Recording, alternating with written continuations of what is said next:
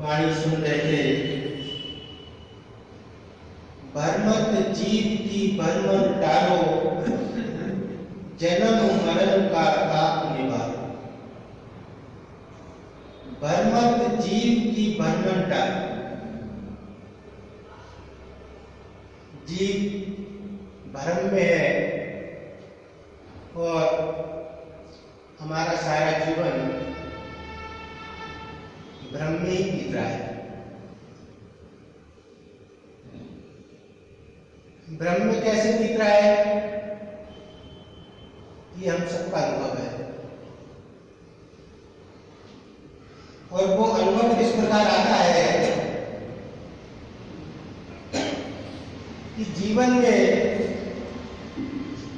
जितना हमारा जीवन व्यतीत हो गया, उस जीवन का हम सबको अनुभव है। और वो अनुभव क्या है कि जिस चीज की इच्छा के लिए, जिस वस्तु की इच्छा के लिए, जिस सुख शांति की इच्छा के लिए सारा जीवन यत्न प्रयत्न करते हो गया, वह हमको आज तक प्राप्त नहीं हुआ। संसार को पाने की दौड़, संसार को इकट्ठा करने की दौड़, इस दौड़ में जो हमारे पास था, पाने की दौड़, इसमें जो था वो भी हमने खो दिया।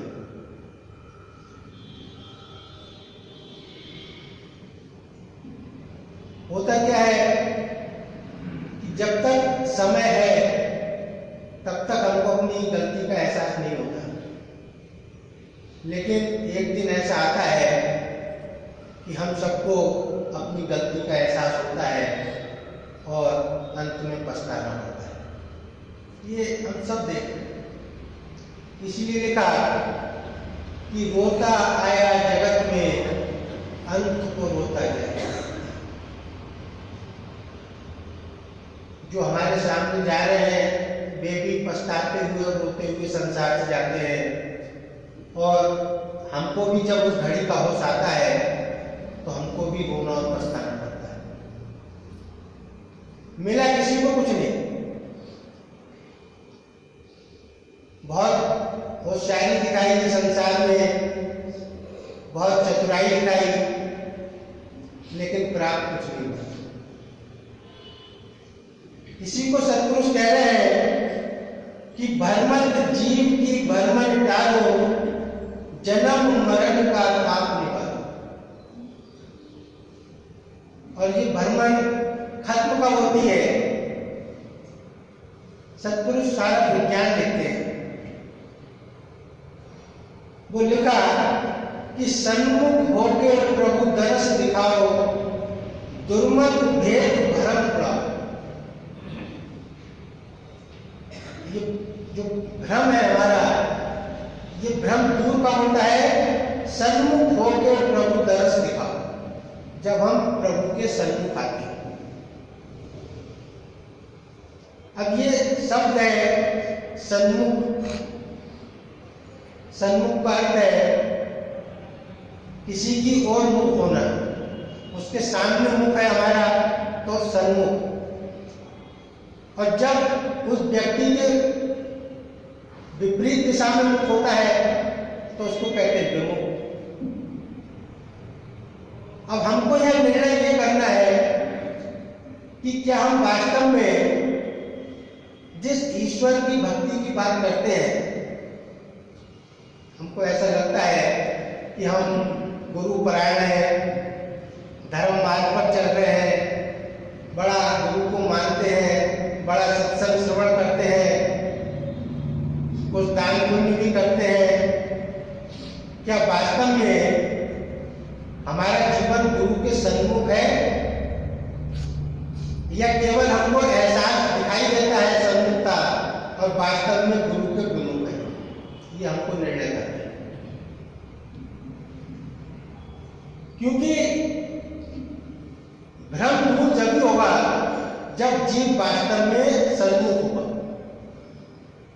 और अगर सन्मुख नहीं है, विमुख है, तो जो उल्टा परिणाम है वो प्राप्त होगा। अब क्या सन्मुखता है और क्या विमुखता, ये हमको शास्त्र बता रहा है। देखिए, थोड़ा सा विचार जीवन गाथा में महाराज जी का ऐसा उपदेश है, प्रेमियों अपना दुख हमको दे दो, यहां से ठंडक लेकर जाओ, संसार में जीव मानुष चोला इस वास्ते धरकर आया है कि हरि की भक्ति करे। ये मनुष्य चोले का लक्ष्य है, ईश्वर की भक्ति करना। ये नहीं कि सारा जीवन यात्रा का समय भोगों के भोगने में ही सर्व कर दे। ये हमको गुरुदेव धीरे धीरे क्या हम कर रहे हैं और क्या हमको करना चाहिए उस मार्ग की ओर ले जा रहे हैं। ये नहीं कि सारा जीवन यात्रा का समय भोगों के भोगने में ही सर्व कर दे। मानसिक कष्ट तभी दूर हो सकते हैं जब सही मायनों में प्रभु परायण होंगे। कह रहे हैं मानसिक कष्ट तभी दूर हो सकते हैं जब सही मायनों में प्रभु परायण होंगे। देह परायणता निधि दुख देने वाली है, ये भेद कर दिया। प्रभु परायणता और देह परायणता दो मार्ग है, एक मार्ग देह परायणता का है और एक मार्ग ईश्वर परायणता का है।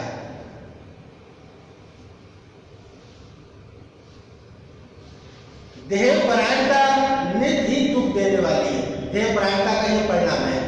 अब देखिए, हम सारा जीवन प्रयास तो सुख का करते हैं, लेकिन जो भ्रम बता रहे हैं, भ्रम क्या है? सुख चाहते हैं लेकिन मार्ग दुख का पकड़ा है, और वो दुख का मार्ग क्या है? हमारा देह परायणता। ये हमको समझ में नहीं आती बात कि हम देह परायणता की ओर जी रहे हैं, जा रहे हैं, या ईश्वर परायणता की ओर। अब उसकी पहचान क्या है कि हम देह परायणता की ओर जा रहे हैं या नहीं जा रहे हैं? कह रहे हैं आज तक किसी ने भी संसारी भोग पदार्थों को हासिल करके सच्ची शांति प्राप्त नहीं की। रात दिन धन के एकत्र करने में लगे रहने से क्या बना? जरा विचार करके देखें। केवल शरीर की पूजा में यानी खान पान और इसके बनाव श्रृंगार में सारा वक्त जाया कर दिया और आखिर मिला क्या? ये मार्ग हमारा चल रहा है। जिंदगी का हम देखें, अपने जीवन का एक बड़ा हिस्सा क्या, सारे जीवन केवल इसी केंद्र पर है कि बस संसार के सुख भोग और देह की बनावट और श्रृंगार। और जबकि एक बड़ा साफ निर्णय है कि इस देह को आप कितना बना लो, कितना सजा लो, कितना संभाल लो, कितना आप इसके बल पर सारा जीवन खर्च कर दो, इसका परिणाम हम सबको मालूम लो क्या होना है, सब जानते हैं ये बात। लेकिन बात वही भ्रम, फंसे हुए भ्रम में, इसलिए पछताना पड़ता है। और देह परायणता क्या है? देखिए रामायण में भी ये बात लिखी कि हम देह परायणता को धारकर सुख की इच्छा करते हैं। वह लिखा देह परायणता का मतलब ईश्वर परायणता के विपरीत मार्ग। ईश्वर परायणता है ईश्वर के सन्मुखता, और देह परायणता है ईश्वर से विमुखता। लेकिन दुर्भाग्य ऐसा है कि हम ईश्वर भक्ति करते हैं लेकिन मानते देह परायणता है। ऐसी बुद्धि में माया का वो बैठा हुआ है कि ईश्वर भक्ति के मार्ग पर चलकर गुरु की शरण में आकर देह परायणता मानते हैं कि प्रभु हमको संसार के और सुख प्रदान करो, और संसार की संपत्ति प्रदान करो, और संसार को भोग प्रदान करो। और आज सारा समाज हम देखें, बड़े बड़े जो ईश्वर भक्त कहलाते हैं अपने को, वो सबसे ज्यादा देह परायणता में डूबे हुए हैं। बात ईश्वर भक्ति की करेंगे लेकिन अंदर से इच्छा देह के भोगों को प्राप्त करने की है। ईश्वर भक्ति के नाम पर एक व्यवसाय बन गया है। तो ये जो देह परायणता है इसको ईश्वर से विमुखता कहा गया है। और इस ईश्वर से विमुखता होते हुए हम सुख की बात करते हैं। तो रामायण में लिखा कि हिमते अनल त्रिकट पर हुई। देखिए सारा विज्ञान लिखा कि भले ही हिमते अनल बर्फ से अग्नि पैदा हो जाए, जो संभव नहीं है, लेकिन कह रहे हैं कि संभव हो सकता है। हिमते अनल त्रिकट पर हुई, राम विमुख सुख पाव न कोई। भले ही अग्नि से बर्फ पैदा हो जाए, लेकिन अगर मैं राम से विमुख हूं, अर्थात देह परायणता के मार्ग पर चल रहा हूं, तो निश्चित जानिए जीवन में कभी सुख प्राप्त नहीं होगा। और उल्टा और होगा, हमको नहीं पता चलेगा, हमें तो लगेगा हम तो कुछ बुरा नहीं कर रहे हैं, हम तो खाली बड़े ईमानदारी से जीवन यापन कर रहे हैं, देह के सुखों की ओर बढ़ रहे हैं, तो क्या बुराई है। लेकिन शास्त्र कह रहे हैं ये जो राम विमुखता है, जो देह के सुखों की दौड़ है, देह परायणता है, ये हमको धीरे धीरे पाप के मार्ग पर ले जाती है और हमको नहीं पता चलता। और ये पाप का मार्ग क्या है हमको पता नहीं चलता। आप देख लीजिए कि पाप का मार्ग क्या है। ये पाप का मार्ग हमको सत्संग में आने से रोकता है। अगर हम कभी अपने जीवन में झांक कर देखें, कभी सत्संग में ना आ पाए, तो क्या कारण होता है? कोई ना कोई देह परायणता का कारण होता है, कोई ना कोई स्वार्थ होता है, और वो स्वार्थ हमको रोकता है। अरे सत्संग में जा रहे हो, कोई जरूरी काम है वो रह जाए, ये देह परायणता है। अगर ये देह परायणता हम समझ नहीं पाते, लेकिन ये हमको सत्मार्ग में जाने से रोकती है, सत्संग में जाने से रोकती है। कोई आध्यात्मिक कारण नहीं होता, ईश्वर की भक्ति नहीं होती जो हमको सत्संग में जाने से रोके। हमारा स्वार्थ होता है, हमारी देह परायणता होती है, जो हमको संसार के लाभ को पहले दिखाती है कि नहीं ये काम जरूरी है, तुम्हारा घर पे ब्रेड लाना जरूरी है, दूध लाना जरूरी है, अखबार पढ़ना जरूरी है, दुकान खोलना जरूरी है। सत्संग इतना जरूरी नहीं है, ईश्वर की भक्ति इतनी जरूरी है। और जब ये देह परायणता इतनी बढ़ जाती है, तब उसके लिए भी लिखा, उसके लिए बात लिखा कि पाप बंद कर सहज स्वभाव। ये पाप बंद का स्वभाव हो जाता है। और पाप बंद किसको कहा? देह परायणता। पाप बंद कर सहज स्वभाव, भजन मोड़ के भाव न पाओ। ये फिर जब देह परायणता इतनी बढ़ जाती है कि प्रायोरिटी देह पर आ जाती है, और इतना होश नहीं होता कि जो ईश्वर परायणता है जिसके कारण ये देह प्रकाशित हो रही है। जिस समय वो ईश्वर इस शरीर से विदा हो जाता है तो इस देह की क्या हालत होगी, ये होश नहीं आता। दो पैसे का तो लालच आता है कि ये नुकसान ना हो, लेकिन बुद्धि में ये होश नहीं आता कि जिस दिन इससे ईश्वर निकल जाएगा उस दिन इस देह की क्या गति होगी, उस दिन तुम्हारे करोड़ों अरबों का क्या हाल होगा। ये हम सब देखते हैं, लेकिन बुद्धि में विवेक खत्म हो जाता है। फिर कल्याण कब होगा? इसलिए उन्होंने लिखा कि सन्मुख होई जीव मोहि जबहि। ये है रहस्य। जीव पापों से कब छूटता है? सन्मुख होई जीव मोहि जबहि, कोटि जन्म अविनाशी कभी। ये है निर्णय कि जब तक जीव मेरे सन्मुख नहीं होगा, अर्थात ईश्वर परायणता के मार्ग पर नहीं चलेगा, तब तक उसके जीवन के पापों का नाश नहीं होगा। और ये पाप क्या कहा? कोटि जन्म अग, करोड़ों जन्मों के पाप। और वो करोड़ों जन्मों के पाप कौन से? क्योंकि कहते हैं 84 लाख योनियों के पश्चात मनुष्य का शरीर मिलता है, और उन 84 लाख योनियों में क्या क्या योनियां हमने प्राप्त की, कितने पशु पक्षियों जानवरों की योनियां प्राप्त की, क्या क्या, उन सब योनियों में क्या क्या, उन सब योनियों में केवल देह परायणता रहती है, ये हम सब जानते हैं। कोई पशु पक्षी और योनि ईश्वर परायण नहीं हो सकती। तो उन सारी योनियों में हमने देह परायणता को ही धारण किया है, और वही देह परायणता हमारे करोड़ों जन्मों के पाप इकट्ठे कर सकते हैं। और ये पाप दूर कब होते हैं? सन्मुख होई जीव मोहि जबहि, कोटि जन्म अविनाशी कभी। तो ये मनुष्य का जीवन, मनुष्य का शरीर हमको इसलिए मिला था कि कम से कम इस जीवन में तो मैं देह परायणता को छोड़ूं और ईश्वर परायणता को धारण करूं। ग्रंथ श्री समता विलास में महाराज जी ने और इसको स्पष्ट किया है। कह रहे हैं सब जीवों की अंदरूनी चाहना निर्मल शांति की प्राप्ति है।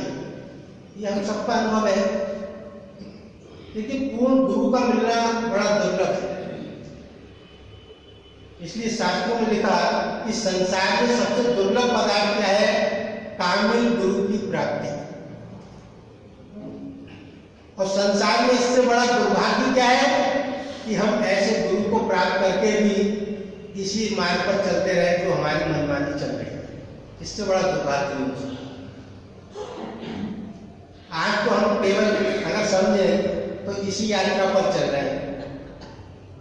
जीवन में पूरी लापरवाही, मनमानी अपनी करी, ना गुरु सीख सुहाई, मंगल सखा न को भयो जब सिर पर होता है। आज यही मार्ग चल रहा है हमारा जीवन। ये हमको दिखाई देता है कि इस मार्ग के प्रति हम कितने लापरवाह हैं, कितने सिंसियरिटी से चल रहे हैं।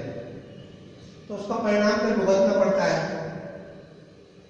तो सत्पुरुष कह रहे हैं कि सब जीवों की अंदरूनी चाहना निर्मल शांति की प्राप्ति है, जो तमाम जरूरतों यानी कामनाओं के त्याग करने से प्राप्त होती है। अब देखिए क्या मार्ग है? निर्मल शांति की चाहना हम सबकी है, लेकिन मार्ग क्या चल रहा है हमारा? संसार में केवल कामनाओं का फैलाव, सारा जीवन इसी में व्यतीत हो रहा है, और रोज निरंतर बढ़ रही है। रोज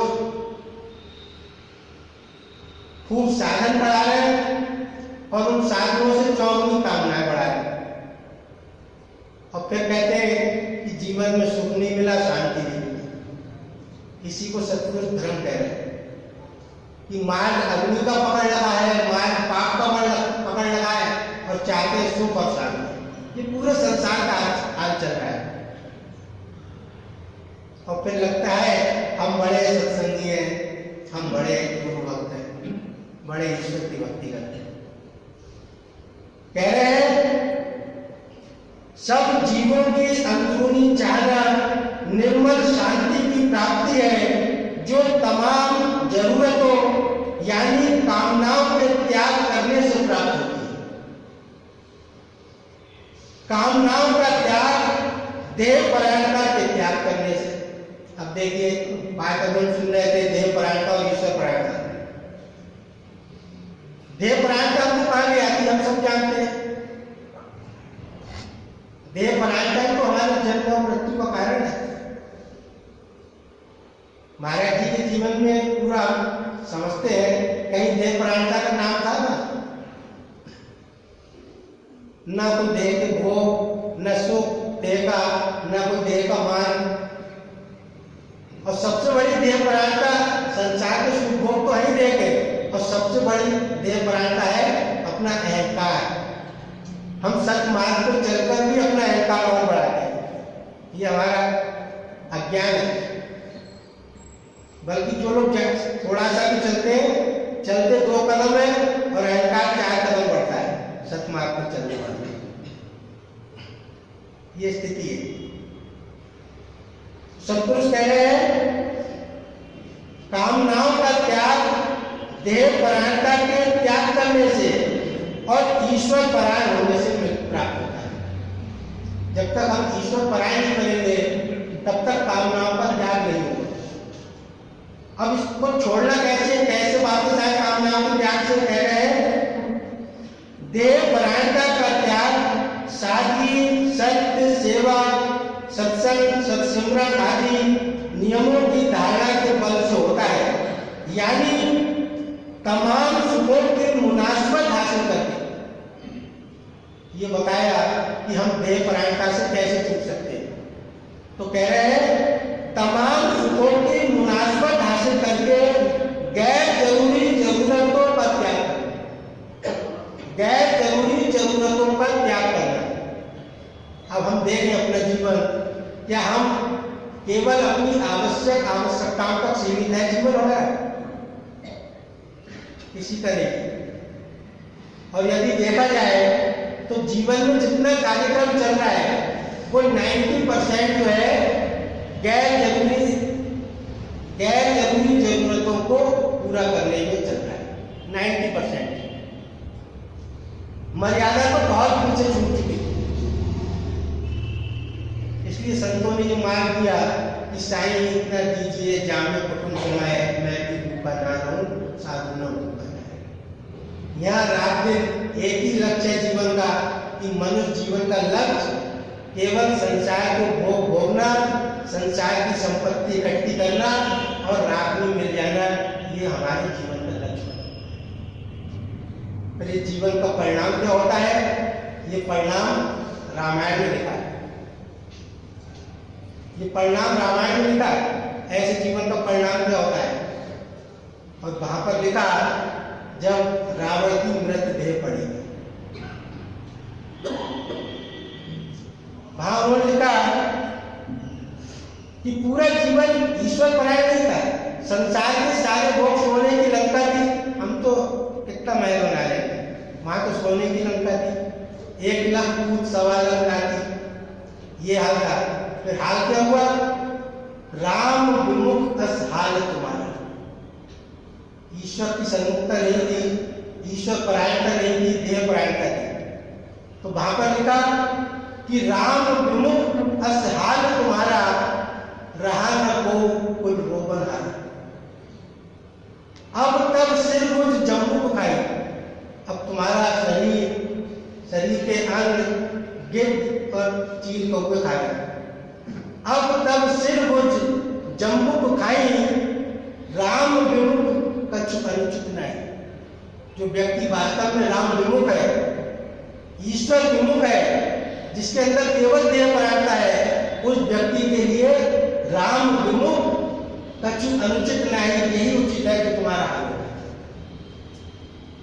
जब हमको एक पूर्ण सद्गुरु मिला, देह परायणता को त्याग करके ईश्वर परायणता को अपने जीवन में धारण करें, और उसका मार्ग भी सद्गुरु ने पूरा बताया कि देह के भोगों से, कामनाओं से अपने को बैको, कामनाओं को त्याग करें, केवल जो दौड़ संसार की पकड़ रखी है इससे वापस आए, तभी हमारा जो गुरु को प्राप्त हुए हमें ऐसा गुरु मिला है, ये मार्ग सार्थक हो सकता है और जीवन में हम कुछ लाभ प्राप्त कर सकते हैं।